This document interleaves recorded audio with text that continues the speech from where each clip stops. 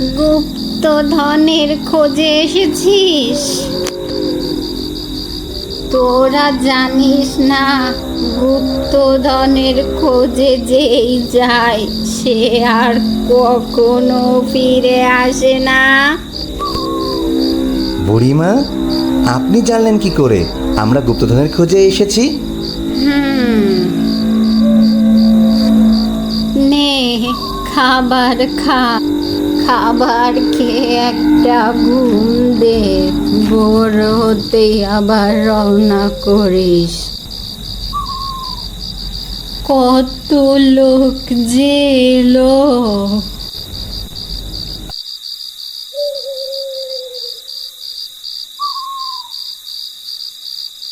আমার কেন জানি না বুড়িমাকে বড়ই অদ্ভুত লাগছে।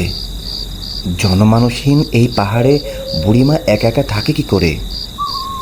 তার কথা তো কোনোদিনও কারো কাছে শুনিনি। ঠিকই বলেছিস।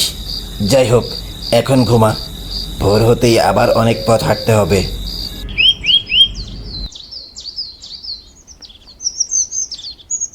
কাশিম, আব্দুল, ওঠ, ভোর হয়ে গেছে। কিনে বুড়িমা কোথায়? তাকে তো কোথাও দেখছি না। বুড়িমা, বুড়িমা! চল এখান থেকে, চল তাড়াতাড়ি এখান থেকে সরে পড়ি।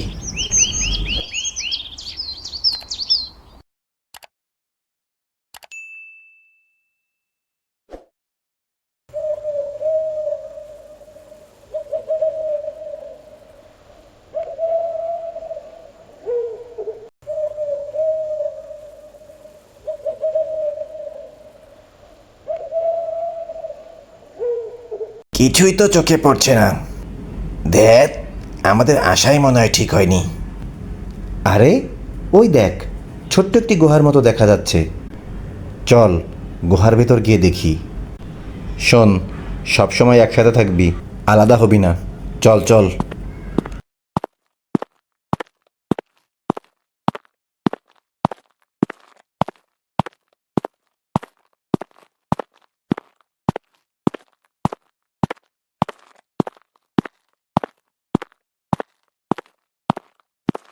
আরে এ কি দেখছি?